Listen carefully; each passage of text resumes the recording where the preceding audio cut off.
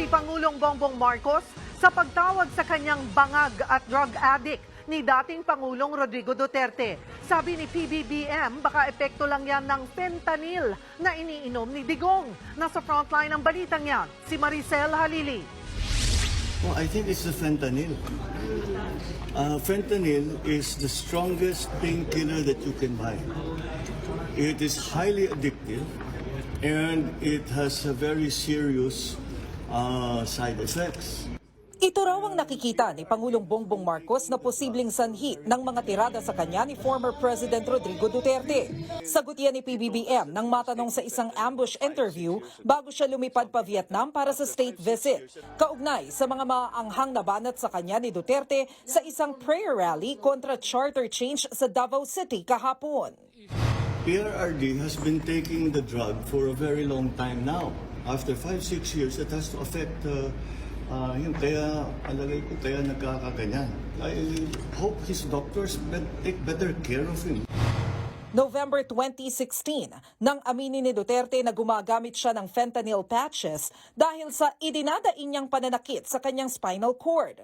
Ang fentanyl ay isang regulated drug na maaaring magdulot ng pagkalulong kung magiging labis ang paggamit. Naungkat ang paggamit ni Digong ng fentanyl matapos niyang tawaging drug addict at bangag si PBBM dahil umano sa paggamit ng illegal na droga. Si Bongbong Marcos bangag noon. Ngayong presidente na bangag natin ang presidente. May drug addict tayo na presidente. Hirit pa ni Duterte, kasama raw si President Marcos sa drug watch list noong siya ay alkalde pa ng Davao City. Wala namang ibang ibinigay na detalye si Digong na 2016 pa huling naupong mayor bago nahalal na Pangulo. Nung ako'y mayor, pinakitaan ako ng evidence ng PDEA. Doon sa listahan, nandoon yung pangalan mo.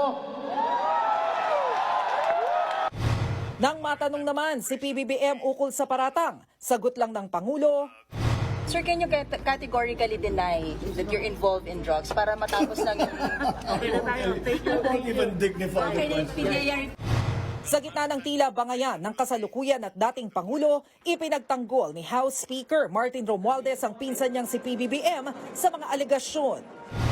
Never si President Ferdinand R. Marcos ay nailagay sa drug list. Kaya hindi ko lang kung nag-i-istorya ka na naman. Tigilan mo na yung budol-budol galing sa Davao. Sana mag-isip-isip muna kayo, at ilabas mo yung mga pruweba kasi alam natin hindi totoo yung mga sinasabi ninyo. Bumuelta naman si dating Senador Antonio Sonny Trillanes na kilalang kritiko ni Duterte. Giit ni Trillanes, gumagawa lang aniya ng kwento ang dating opisyal para magkaroon ng kontrobersya laban kay Pangulong Marcos. In this case, by saying na addict daw yung presidente ng Pilipinas, therefore, kailangan siyang patalsikin ng mga sundalo.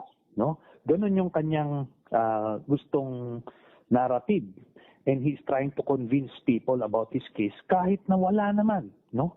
Wala naman siyang pinipresenta. It's just his word. Pero pathological liar yan, historically. Ang dating presidential spokesperson naman ni Duterte na si Attorney Harry Roque, giniit na wala raw sinabi si Duterte na kasama si PBBM sa watch list. Ang sinabi lang daw ng ex-president ay may nagpakita ng ebidensya sa kanya. Sa ngayon daw, dapat bigyang linaw ng Pangulo ang mga alegasyon dahil pwede niya raw itong ikasibak sa pwesto. Kung totoo yan, na gumagamit siya ng pinagbabawal na droga, impeachable offense po yan kasi bilang presidente, siya dapat nagpapatupad na pinagbabawal ang paggamit ng ang mga pinagbabawal na droga. Kapag siya lumabag sa batas, yan po ay betrayal of public trust.